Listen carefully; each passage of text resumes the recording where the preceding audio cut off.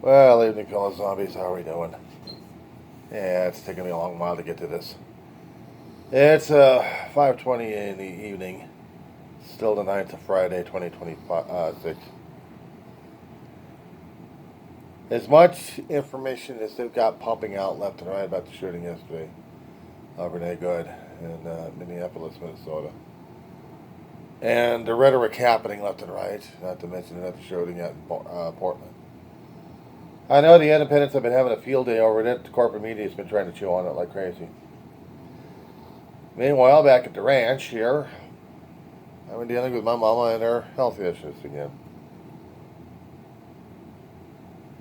How is this more relevant than what's been happening across the ways?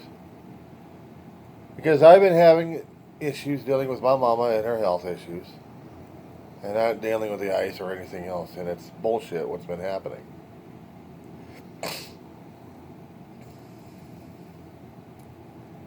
I heard the remarks. I heard the remarks coming out of Vice President Garbage Pail,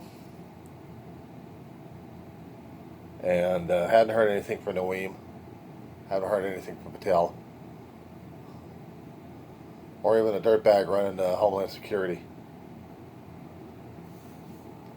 Bovino, I think his name is. It's another garbage pail kid. Supposed to be a experienced law enforcement officer. You know, all these people they keep hiring are not very law enforcement. Including the one who calls Miss Good after he kills her. Effing bitch.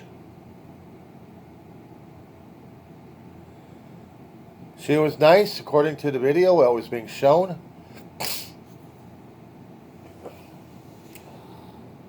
She wasn't complaining.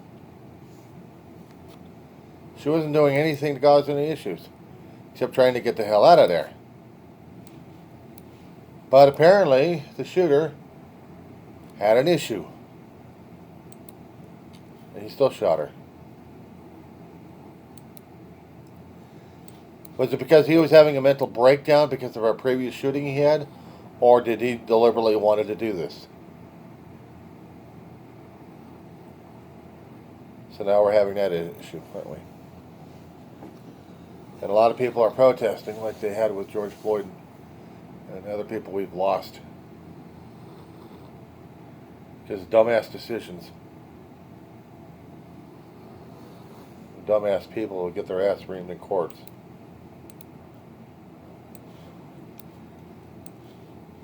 Now, he had a cell phone out, the shooter. And from his vantage point, he shot her. She was being nice. She was being zero confrontational about it. Conversational, maybe. But he had to call her an effing bitch after she was dead. It's really got a major malfunction. And then Trump and Manson and Naeem were just jumping on like crazy, saying it's her fault, it's her fault, it's always her fault. I'm watching MS Now right now, talking about it. I'm going to turn it on a little bit. I can get sound going in this shit. It's not at all that. It's the first and only time that we get to see Renee Good alive and on tape. They're saying to the agent, I'm not mad at you, dude. I'm not mad at you. That's moments before she is shot and killed at point blank range. But there continues to be an attempt to get people not to believe what they can see with their own eyes. Adam Schroer is a staff writer at The Atlantic. His latest piece is First the Shooting, Then the Lies. Michelle Goldberg's an opinion columnist at the New York Times, where her latest piece is Here we go, killing Renee Good, ICE sent a message to us all, and they join me now. Adam, what do you make of the concerted effort today to push this video from the highest levels, I mean, the Vice President of the United States, as this, magical exculpatory piece of evidence? Yeah, I think either that.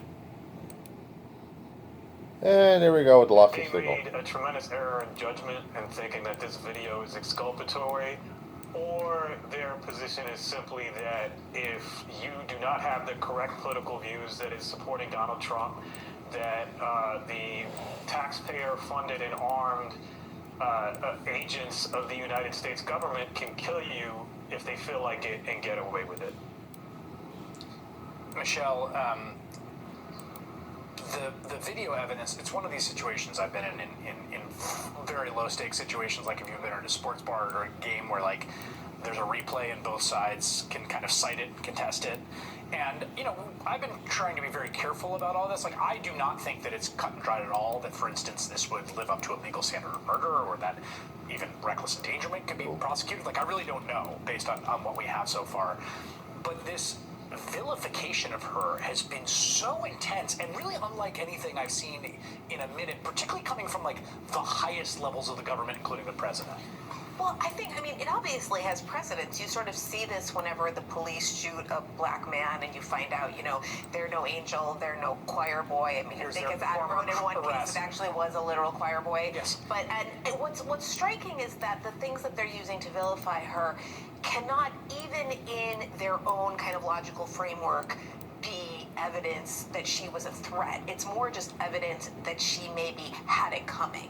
And I think that's what makes it so, you know, that gives it this new sinister quality. You have Jesse Waters on Fox, you know, kind of sneering that she had pronouns in her bio. You had Eric Erickson, the right-wing radio host, calling her awful. I can't remember, it's an acronym for something about affluent liberal white women. I don't remember exactly all the letters. But you have this, there's been this kind of simmering rage on the right towards white women, towards kind of what they see as grading resistance moms, and all of that has been projected onto her. And so one of the things that video shows is not that she was dangerous, but maybe that she was mouthy.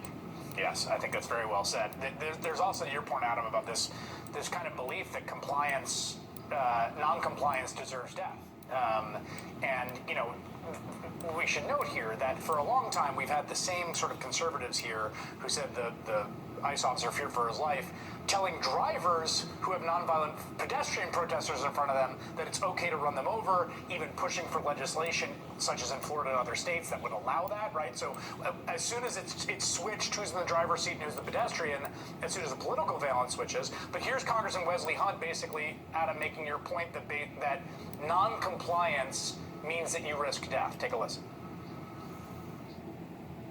The bottom line is this: when a federal officer gives you instructions, you abide by them, and then you get to keep your life. And it is clear that she tried to use her vehicle as a weapon, mow over an ICE agent, and now she is dead.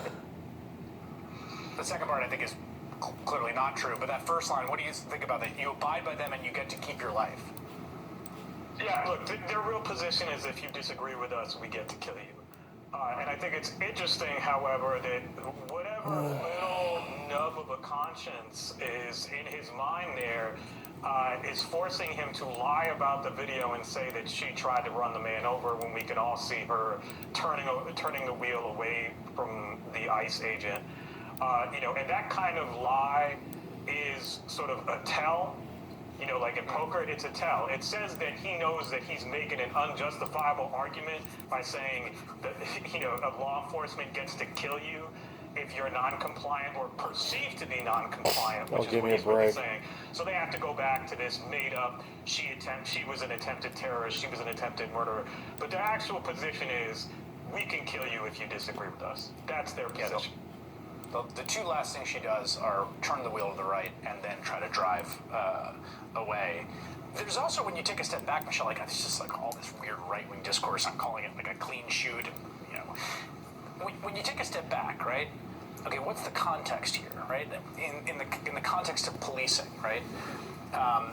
Around George Floyd and other examples we've seen, you know, there's an argument like, well, we need police to keep us safe and to fight crime, and we can't have officers cowed. Put that discourse aside.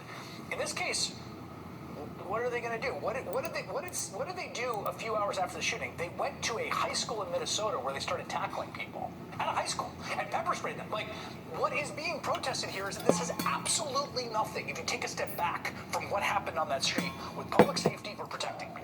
Right, and I think the lesson is that, and this should have been clear from the beginning, but it should be doubly clear now, is that when you put these unaccountable, masked, armed men on the streets who've been told by the administration that they're fighting a war, that they're, kind of involved in some sort of live action video game, this is not just the kind of the change in the fundamental relationship between the people who live in this country and its rulers does not just apply to immigrants. It applies to all of us, right? I mean, you're in this situation now by this Republican congressman's own words, in which you, as a citizen or as a person, have the onus to be kind of perfectly disciplined and to behave like, with kind of to behave with perfect obedience, and they have sort of no onus to be restrained in any way, to de-escalate.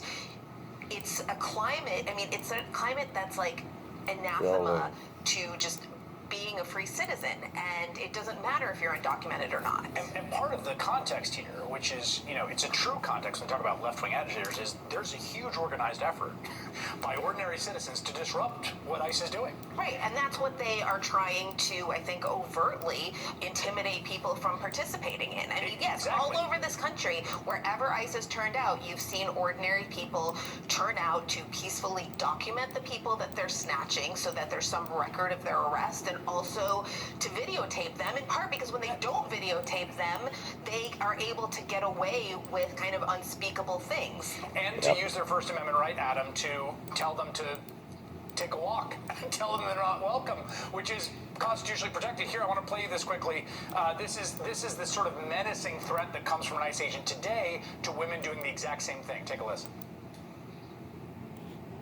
If I continually see you following us, interfering with us, honking your horn, blocking our cars, you have a very high probability of making a really bad decision and being arrested today, okay? So you know, if we continue to have you follow us, okay, have fun. Don't make a bad decision today. Don't make a bad decision today rings a little differently, Adam, a day after a woman like that was shot in the face. Yeah, look, again, as Michelle said, this is actually reversed. It should not be the case that the burden is entirely on the citizen to preserve their own life against an agent of the state who has been empowered with the authority to protect the lives of citizens and to be able to use lethal force in their defense. Instead, now we have this sort of idea that they can do whatever they want. They can act as recklessly as they want or as contemptuously as they want. And individual people, if they are not perfect, can be put to death or summarily executed as a result. That is not freedom. That is tyranny. And it's something that the reason that people are out there protesting ICE or honking at ICE or blowing whistles is because they are opposing tyranny, which is the most American thing I can think of. And as unfortunately, masked men with guns killing people because of their political beliefs or because of their gender or because of their identity, that's also American. But it's a kind of American behavior, that is should be relegated to the dark chapters of our history instead of something that we should have to worry about today. I just note, as a final note here, you are, as a free citizen, allowed to honk at people, including agents of the government, Adam Serwer and Michelle Goldberg. Thank you both. Still ahead, Senator Tim Kaine on Venezuela and the completely insane oil rush scene at the White House today. Next. Okay, so you'll probably want me to go thermonuclear or go crazy on this one.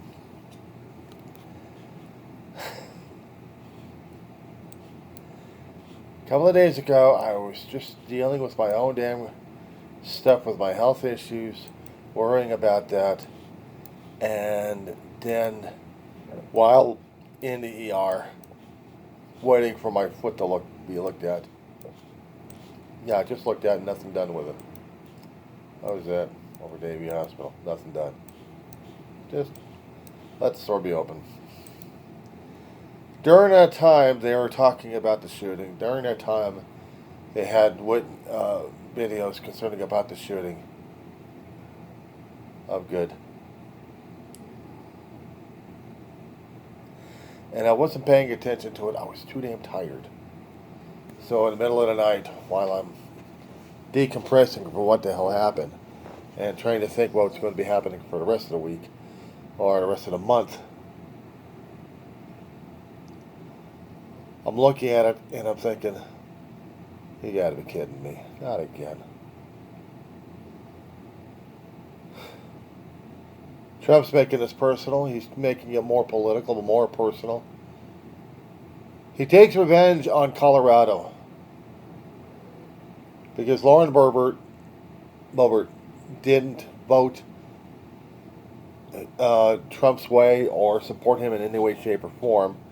Colorado dies of thirst.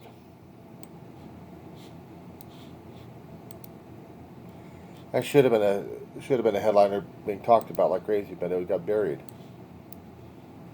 So Colorado gets to die of thirst. They have to spend state money to see if they can still continue with their water project to get enough water for their state to survive. Trump's pulling federal funds out of them. Trump's pulling federal funds out of blue states who don't support his ass and have argued against him. And hurting children at the same time. And he don't care. So he's willing to denigrate and desecrate a woman's character, name, and everything else about her, because he's Donald Trump, according to his ego. A lot of people are pissed. I don't blame them. I don't blame them. What else am I not supposed to say or do or feel about it? You're going to be asking me, how come I'm not overreacting? How come I wasn't doing all those logs? Well, you see the thing in my arm.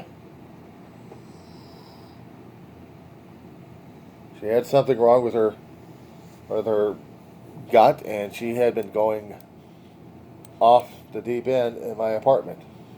I'd cleaning messes up left and right. Because to me, that took priority over the controversy happening over a woman's death. Naturally, I think my mama would be on my ass on this one. But my priorities are still dealing with my dog and my damn health. And I know it shouldn't be right. None of it should be happening as it is right now. We shouldn't be dealing with this, but we are dealing with this. People are telling us how things are supposed to be. Why? Why is it like it? Why is it necessary to shoot a woman when she's trying to escape in a car, not running over people, and yet they claim she was a terrorist? Because they still want the outrage, and they know the media will be supplying it. Not to mention the independents will be supplying it. And the Trump administration is still hoping for that one lunatic who decided to take matters into his or hers, or its hands, and just go thermal. And that will be the other news cycle that people have been trying to avoid like crazy. There's only so much we're dealing with in our protesting that is going to be a pushback on this one. I don't know how I'm feeling it, but in every revolution that I've come across, I haven't seen anything in our particular time, in our particular way, that peaceful protests will work. I mean, yeah, they had been in a few other countries, Latin American countries, if I'm not mistaken, but. And yes, we've had peaceful protests that made changes. But it can work. But we're dealing with an administration who thrives on negativity. They want the anger. They want the hatred. They can control that. They control the narrative. They can control what the people are seeing and then blame, blame, blame, blame, blame, blame, blame. It's all your fault. Has to be your fault. Because it's not my fault. Even if I happen to give the order about it, it's not my fault. I'm just following orders. It's like dealing with something of historical fact. Nuremberg trials. I know the news story is out there, but the old story somewhere is out there. Books are out there about it. Transcripts. And from those who were in the SS, the stormtroopers,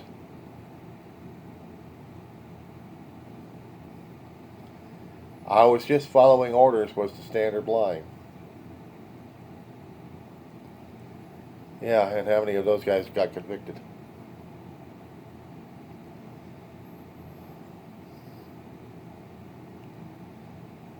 If for when Trump and the followers happen to get prosecuted for this. Maybe on Earth we'll get it. We'll get a trial just like Nuremberg. But if not, here's the thing. Every time I'm hearing these bastards keep saying how religious they are and how Christ-centered they are, and they lie like crazy. One of these here days, they're going to say,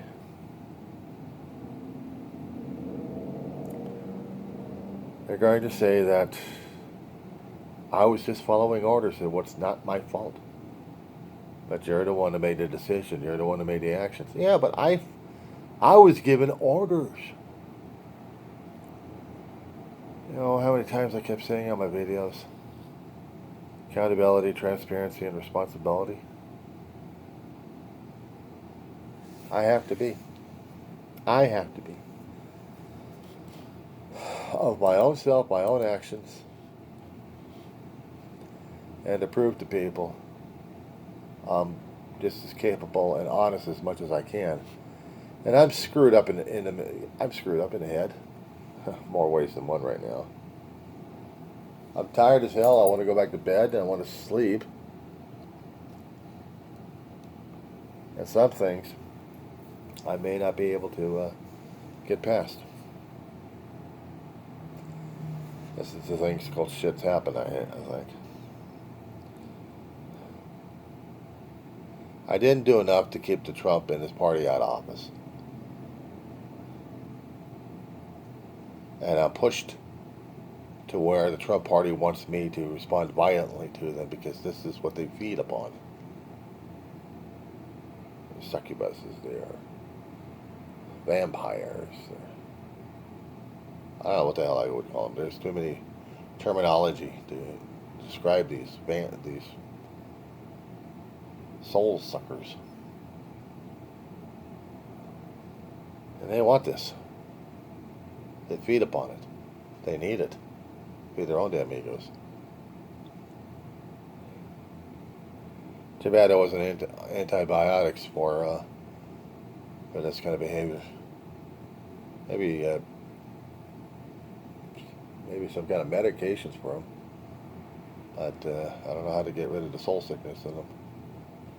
Meanwhile, back at the ranch, deal with my foot, deal with my dog, and hope to God she didn't crap all over the damn place tonight. Like she was doing last night and this morning. That being said,